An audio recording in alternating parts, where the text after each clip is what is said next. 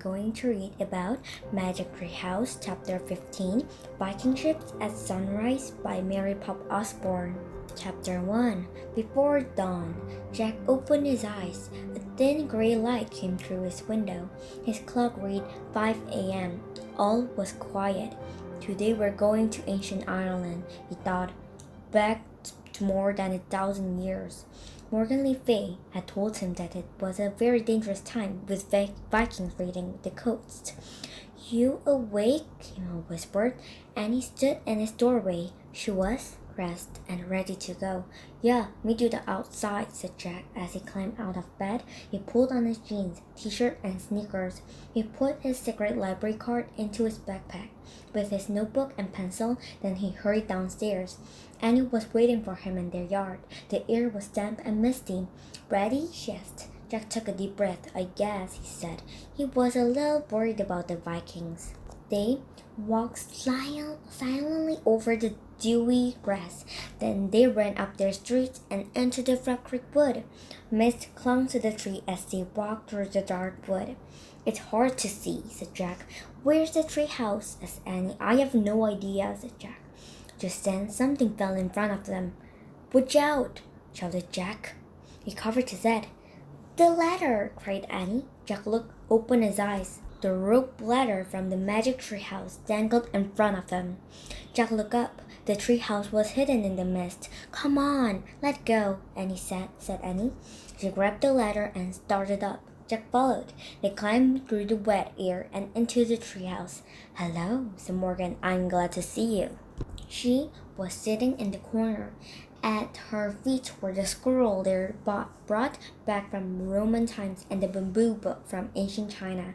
I'm so glad to see you, said Jack. Me too, said Annie. It's good that you both came early, said Morgan. She reached into the fold of her robe and pulled out a piece of paper. Here's the ancient story you must find today, she said. Morgan handed the paper to Jack. On it were the word Serpens Magna. The mysterious writing reminded Jack of the writing from their trip to the Roman town of Pompeii. That looked like Latin, he said. Very good, said Morgan. It is Latin. But I thought they spoke Latin in ancient Rome, said Annie. Aren't we going to Ireland? You are, said Morgan. But during the Dark Ages in Europe, educated people wrote in Latin. The Dark Ages, said Jack. Yes, said Morgan, the time after the fall of the Roman Empire. Why is it called dark? Said Jack. It was difficult time, said Morgan. People had to work very hard just to fit and clothe themselves. There was not a lot of time for playing, learning, or making art and music. Morgan pulled a book from her robe. Your research, she said, handing it to Annie. The title read, Ireland Long Ago. Remember, said Morgan, your research book will guide you, but in your darkest hour. Only the ancient story can save us, Jack and Annie said together. And remember this, said Morgan. It must be your darkest hour when there is no hope left. If you ask for help too soon, it will not come. And we have to find the story first, said Annie. That is true, said Morgan. Do you have your secret library card? Jack and Annie nodded. Show them to the wisest person you meet, said Morgan. Don't worry, said Annie. I think we're ready now. Annie pointed at the cover of the Ireland book. I wish we could go there, she said. She gave Morgan a little wave. See you soon. Good luck, said Morgan. The wind started to blow. The treehouse started to spin. It spun faster and faster. Then everything was still, absolutely still. Chapter 2. The steep climb. Jack opened his eyes. The light was still gray, but the air was even damper and colder than in Rock Creek. Wow, I'm in a long dress, said Annie. It's scratchy. Hey, I got a little purse on my belt. It has my library card in it. Jack looked down at his own clothes. He was wearing a shirt and trousers made of heavy wool. He also wore leather slippers, and in place of his backpack was a leather bag. Wow, said Annie, looking out the window. This really looks like the Dark Ages. Jack looked out too. He couldn't see anything through the mist. It's just because the sun's not up yet, he said. I better check the book. and he handed the Ireland book to Jack. He opened it and read aloud. The early Middle Ages were once known as the Dark Ages because learning and culture nearly vanished. Throughout Europe, scholars today praise the brave Irish monks who helped keep Western civilization alive. What do civilization and monks mean? Asked Annie. I think civilization is when people have books and art and good manners, said Jack. Monks are religious people who spend their time praying and reading and helping people. Well, I don't see any civilization or monks out there, said Annie, pointing at the mist. Jack pulled out his notebook. He wrote, Brave monks in Ireland. Then he looked at Annie. If we find civilization, I think we find a lost story, he said. Let's go, said Annie. She lifted her skirt and climbed out the window. Jack read more in the Ireland book. The monks copied the ancient writings of the Western world because before printing was invented, all books had to be written and copied by hand. Hey, we're on a cliff, Annie called from outside above the ocean. Be careful, said Jack. He stuffed the Ireland book and his notebook into his leather bag. Then he climbed out the window. Annie was peering over the edge. Jack looked too. There was a rocky shore 20 feet below. Waves slapped against the rocks. Seagulls swooped and glided above the sea. It doesn't look like there's any civilization down there, said Jack. Maybe we should climb those, said Annie. She pointed to steep steps cut into the cliff. Jack looked up. The cliff also rose above them in the mist. We better wait till the sun comes up, he said. Let's just go super slow, said Annie. She started up the stone steps. Wait, Annie, said Jack. They might be slippery. Whoa, she said, almost falling backward. I tripped on my darn dress. I told you to wait, Jack said. It's too dangerous. Just then something fell from above. Watch it, said Jack. He put his hand over his head. Hey, it's a rope, said Annie. Jack saw a thick rope dangling down the stairs. Where did this come from? He asked. I like when Morgan dropped the ladder to us, said Annie. I bet someone's trying to help us. Yeah, but who? Said Jack. Let's find out, said Annie. She grabbed the rope. I'll use it first. Once I am at the top, you can come after me. Okay, but hurry, he said, and be very careful. Jack waited as Annie started climbing up the steps. Annie held on to the rope as she climbed slowly up the stairs. Soon, she vanished over to the top of the cliff. What's up here? Jack shouted, but his voice was lost in the sound of the wave. He grabbed the rope and started up the steep steps. At the top of the cliff, he pulled himself over the edge. Ah, boomed a deep, jolly voice. It's another little invader. Chapter 3. Brother Patrick. Jack's glasses were wet with mist. He quickly wiped them, then looked up. A man in a brown robe stood before him. The man had a round, red face. He was bald, except for a fringe of hair around his head. Nearby the rope was tied around a tree. I'm not an invader, said Jack. He's Jack, said Annie. She was standing behind the man. I'm Annie. We're from Frog Creek, Pennsylvania. We come in peace, stammered Jack. The man's blue eyes twinkled. Oh, do you know? He said. I wondered what was going on. I had dropped the rope so I could climb down the steps, but you two grabbed it instead. How in the world did you get on this island? Jack stared at the man. He didn't know how to explain the magic tree house. And our boat, Annie said quickly. The man looked puzzled. Not many boats can come ashore at this dark, nearly early hour. Well, we're very good sailors, said Annie. Oh, brother, thought Jack. He hoped their sailing skills wouldn't be tested. Where exactly are we? Asked Annie. And who exactly are you? You're on an island off the coast of Ireland, the man said, and I am Brother Patrick. Whose brother are you? Said Annie. The monk smiled. The brother means I'm a Christian monk. Oh, you're one of the monks who saved civilization, said Annie. The man smiled again. Annie turned to Jack and whispered, Let's show him our card. I trust him.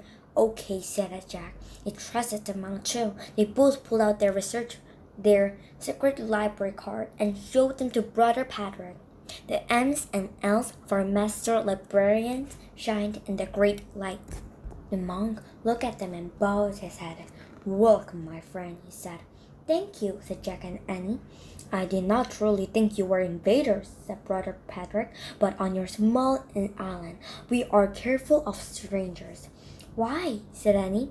There are terrible stories about Viking raiders, he said. When we see their serpent ships, we must hide or be taken as slaves. Serpent ships, said Jack. The prows of their ships are often carved in the shape of a serpent's head, said Brother Patrick. I am afraid it's time for their fierce, cold-blooded ways. Jack looked at the misty gray sea. Do not worry, said Brother Patrick. They cannot land safely as this island before daylight. They are not as good sailors as common people. He winked at Annie. Too bad for them, she said cheerfully. But tell me, why have you come here? said Brother Patrick. Oh, said Jack, I almost forget. He pulled Morgan's paper from his letter bag. He showed them legend word to the monk. Serpent Magna. This is the title of a story that we have to take back to our friends and teacher, Morgan Le Fay, said Annie. I see, said Brother Patrick. He gave Jack and Annie a mysterious look.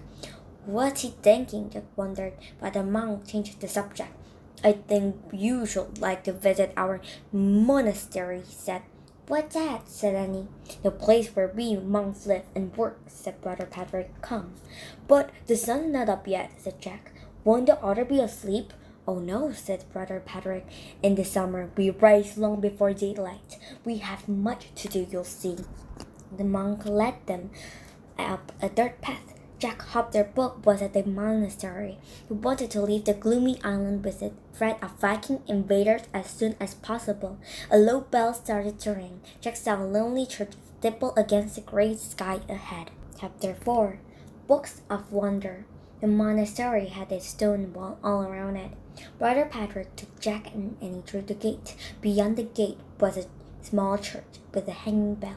There was also a vegetable garden and 6 stone huts shaped like giant beehive. We grow all our own food, said Brother Patrick. Carrots, turnips, spinach, wheat, and beans. He led them to the entrance of the first hut. Jack and Annie peeked inside. A monk was pulling flat bread from a low stone oven. This is our bakery, Brother Patrick said. It smells good, said Annie. Come along, Brother Patrick said. He pointed to each hut as they passed. There are our sleeping quarters, he said. And that's where we spin our clothes. In here, we cobble our sandals. There we carve our wooden tools. In each of the huts, Jack and Annie could see monks. They were busy spinning or cobbling or carving. Finally, Brother Patrick came to the largest beehive-like hut. I have saved the best for last, he said. This is where we do our most important work. He stepped inside. Jack and Annie followed. The hut was warm and peaceful, yet very alive. It glowed with the golden light of many candles. Monks sat at wooden tables. Some were reading, others played chess. Best of all, some were writing and painting in books. This is our library, said Brother Patrick. Here we study math, history, and poetry. We play chess and we make books. Jack, said Annie, I think this is it. What? said Jack. Civilization, said Annie. Brother Patrick laughed. Yes, this is where civilization hides, he said, on top of our lonely island in the sea. Oh man, said Jack, I love this place. What kind of books do you make here? said Annie. Books of wonder, said Brother Patrick.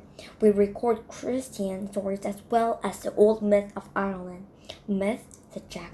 Yes, said Brother Patrick. They were gathered from our storytellers, the old woman who sang the tales of long ago, when people believed in magic. Wow, said Annie. Come, said Brother Patrick. Look at the book of Brother Michael. He has worked on it his whole life. Brother Patrick led Jack and Annie over to an old monk. The monk was painting a blue border around one of the pages in a book. Michael, these two master librarians from Fairway would like to see your work, said Brother Patrick. The old monk looked up at Jack and Annie. His wrinkled face broke into a smile. Welcome, said Brother Michael in his shaky voice. Hi, said Annie. Brother Michael showed them the cover of his book. It was decorated with gleaming red and blue jewels. Then he turned the pages. Each was covered with fancy writing and delicate paintings in green, gold, and blue. I wish I could paint like that, said Annie. It's beautiful, whispered Jack. Thank you, said Brother Michael. How do you make a book like this? Asked Annie.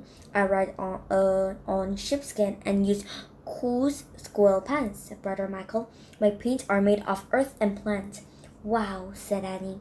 Show Michael what you are seeking, Brother Patrick said. All right, said Jack. He pulled out the paper Morgan had given them. He shoved the laden writing to the old monk. Brother Michael nodded. Yes, he said with a smile. I know that one quite well. Brother Michael turned to the page. He had been painting with a blue border. He pointed to the writing at the top of the page. Oh man, whispered Jack. The words were Serpents Magna. Chapter 5 Warships on the Wave. We found our story, said Jack. Yay, said Annie. Indeed, said Brother Patrick. But unless Brother Michael has not yet completed his work, you will have to return for it. Oh, shoot, said Annie. Jack was disappointed too. I don't know if we'll be able to come back, he said. I don't know if we even leave without the story, said Annie. Brother Patrick looked puzzled. The two kids looked at each other, then looked at Brother Patrick. It was too hard to explain about the treehouse and how the magic worked. Jack shrugged. We'll just have to try, he said. Outside the church bell began ringing.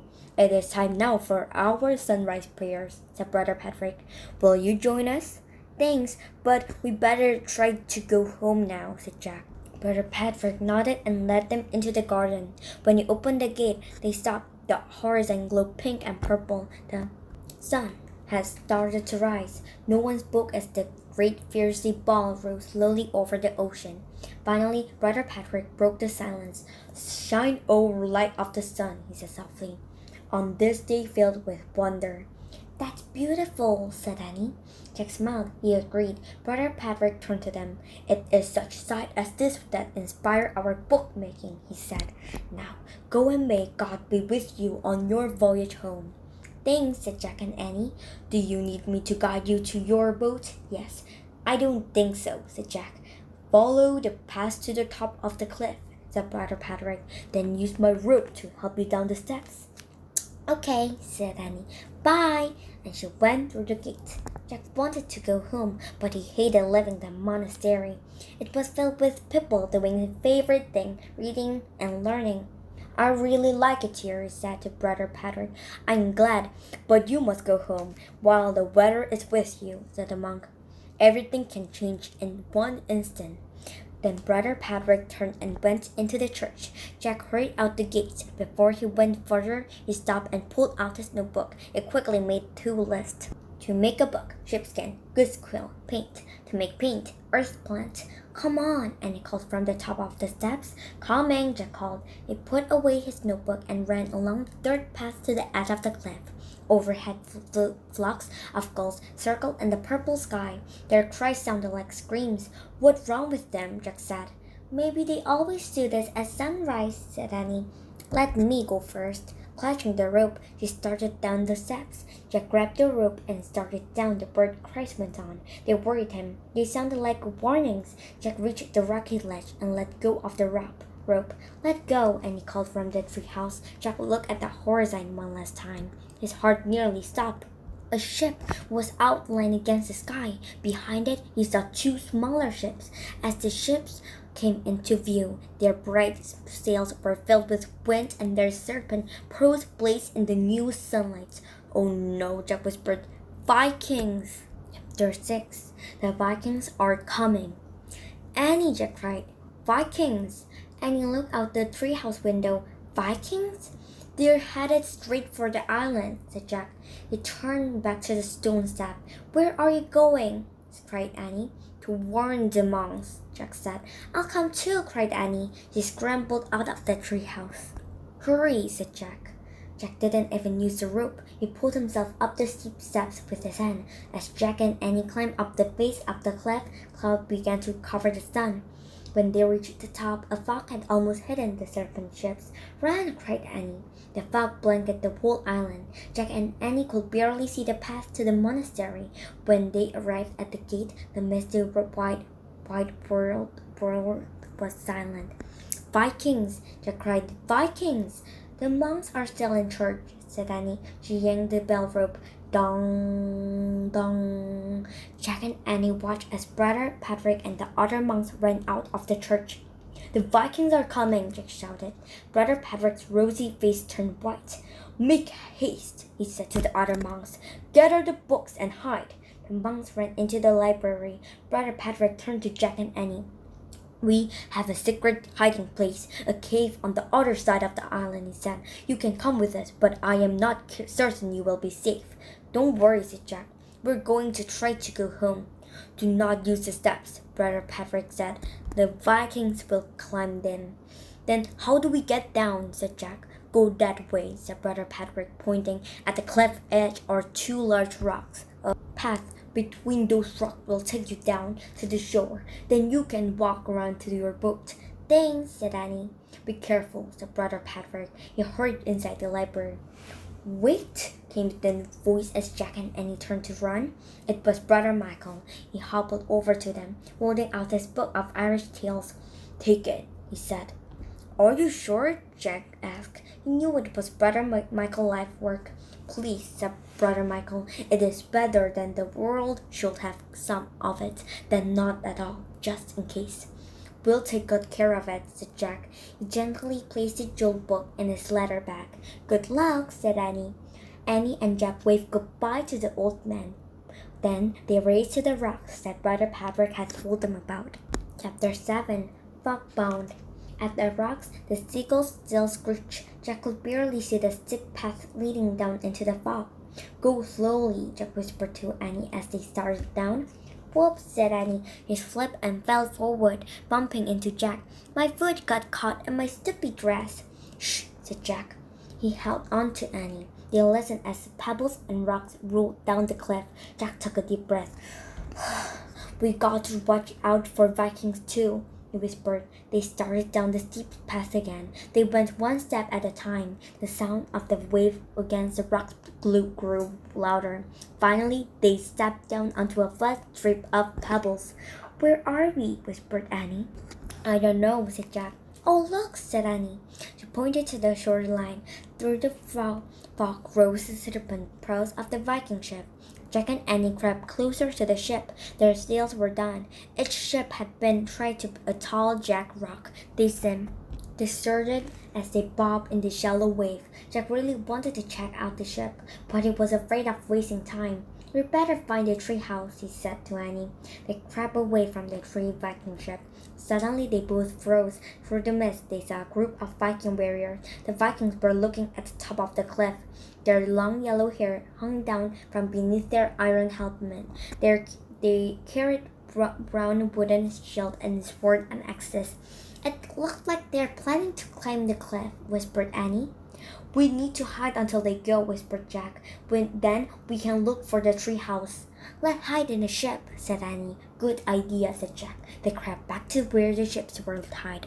Jack was happy to see that the side of the smallest ship were very low. They would easily be able to climb over them. "You go first," said Annie. Jack waded through the shallow water. It was cold.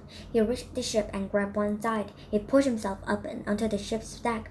The ship jerked forward. Jack looked at the shore. It was now 30 feet away. The ship's ensuring rope was pulled tight. The serpent prow bobbed up and down with the wave.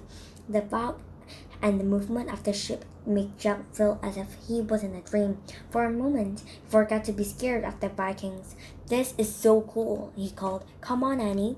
And he started to wade out to the ship. Suddenly, she disappeared. "Annie," called Jack. Her head popped out of the water. She splashed with her arms. It dipped," she gasped. "My dress too heavy." "Use the rope," called Jack, "like when we climbed the stairs." And he grabbed the rope that stretched from ship to shore. It held her weight as she began inching along it. "Hold on tight," cried Jack. I, I am, gasped Annie. She kept going hand over hand along the rope toward the ship. When Annie got close to the ship, Jack reached out to help her as he pulled her in. The side of the ship dipped down, then the rope went flank and the Viking ship fled out to sea. Chapter 8 Lost at Sea. Annie fell to the deck of the ship. Jack pulled the rope out of the water. The end of it was still tied in a loop. What's happened? Asked Annie. We're heading out to sea, said Jack. I guess all the pulling lifted the rope off the rock. Annie sat up and looked at the misty wetness. I can't see the island, she said. I can't see anything, said Jack. Annie looked at Jack. Do you think this is our darkest hour? Yes, I don't know, said Jack. Maybe the book will help. He pulled out their research book. He found a picture of a Viking ship. He read the caption aloud. Viking warships were the best ships of their time. When there was no wind, the crew would take down the sails and row with oars. The smallest ship had 4 rowers and the largest had as many as 32. Rowers sat on boxes and stored their belongings. Great, said Annie, jumping up. This isn't our darkest hour.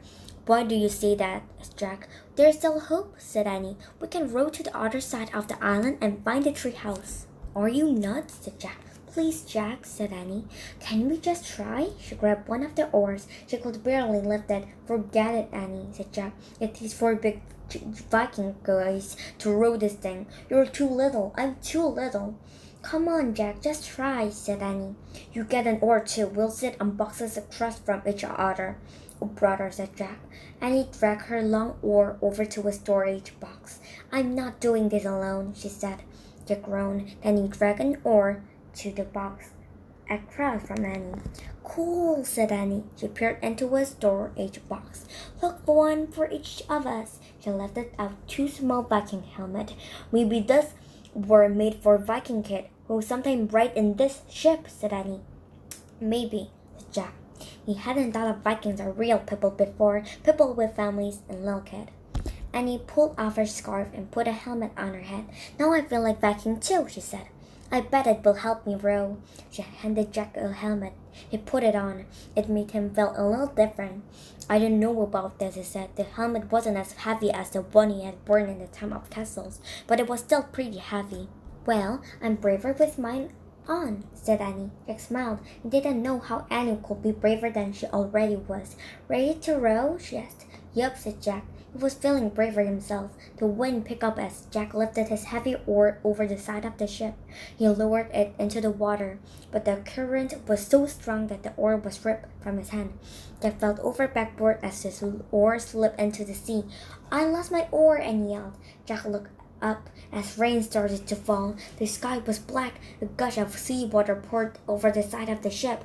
Brr, said Annie as she tried to stand. The black sky shook with thunder and flashed with lightning. Jack crawled to the side of the ship and pulled himself up. Another huge wave was coming right toward them. It's our darkest hour now, cried Annie. Get Brother Michael's book. Jack reached into his letter bag. He pulled out the jeweled book and held it up. Save us, Dory, he cried. He looked at the sea again, but his sob made him scream. Rising from the oncoming wave was a giant sea serpent. Chapter 9 Sea Monster. The serpent head rose higher and higher above the water. Jack couldn't move. He's beautiful, cried Annie. Beautiful, cried Jack. The serpent neck was as tall as a 2-story building. Its green scales were covered with sea slime. Go away, shouted Jack. No, stay, help us, shouted Annie. The great serpent glided closer to the ship. Jack dug. Come on, said Annie. You can do it. Get to us to shore before the ship sinks. Jack closed his eyes. He felt the ship jerk, then move forward. He looked up. They were gliding over the giant wave. Jack turned. The giant serpent was pressing its long neck against the back of the ship, pushing it toward the shore. As the serpent pushed them, the wind grew calmer. The clouds lifted and the water glittered with sunlight. The rocky shore grew closer. Jack could see the tree house on the ledge above it. Hurry, Annie called to the serpent monster. The great serpent gave the ship one last push. The ship swooshed onto a sandbar near the shore. Jack put the jeweled book carefully back into his pack. Then he and Annie climbed out of the ship onto the wet sand, then looked back at the sea. The great serpent was bearing its long neck into the air. Its scales glittered pink and green in the sunlight. Bye, shouted Annie. Thanks a lot. The monster seemed to nod at her. Then he dove into the sea and was gone. Jack and Annie headed toward the rocks. All of a sudden, Annie gasped. "Uh-oh," she said, pointing to the top of the cliff. The Vikings were staring down at them. "To the tree house!" cried Jack. The Viking shouted and started down the steep stairs. Jack and Annie began scrambling up the rocks. They reached the tree house and climbed inside. Jack grabbed the Pennsylvania book. Annie struck her head out the window. "Go home, stop causing trouble," she yelled to the Vikings who were almost to the edge. Jack pointed at the picture of the Frogford Wood. "I wish we could go home. Go there," Jack shouted. Just as the Viking reached the ledge, the wind began to blow. The treehouse started to spin. It spun faster and faster, and everything was still. Absolutely still.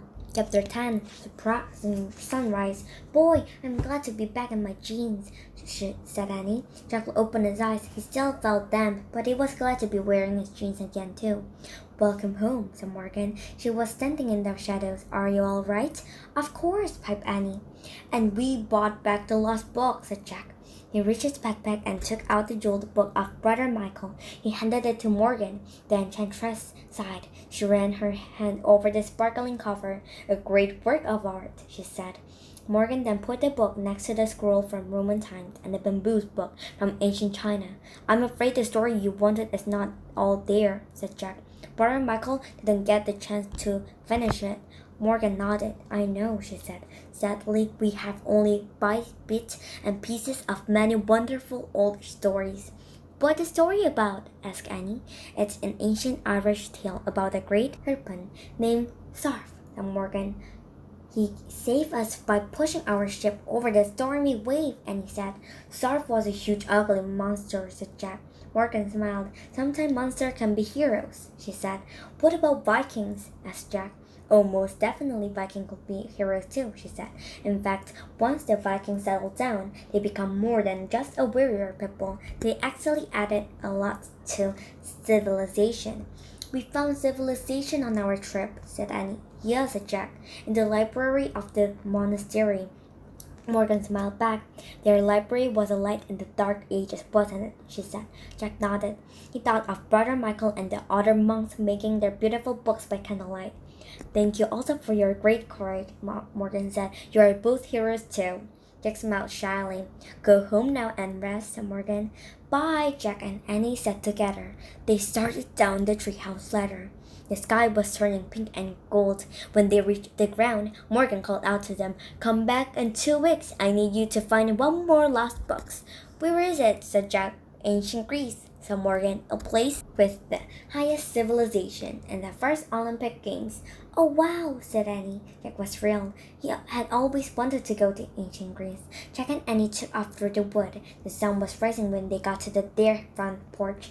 Annie opened the front door. She stuck her head inside and listened. "Everything's quiet," she said. "I think Mom and Dad are still sleeping." She moved quietly inside. Jack turned back to watch the red sun rise through a clear blue sky. He thought about how it was the same sun that had risen in Ireland over 1,000 years ago. "Shine, O light of the sun," Jack whispered, "on this day filled with wonder." Then he slipped inside his quiet house. So, I already finished this book. If you like this video, please subscribe and like, okay? So bye bye everyone. We'll see you tomorrow. So bye bye.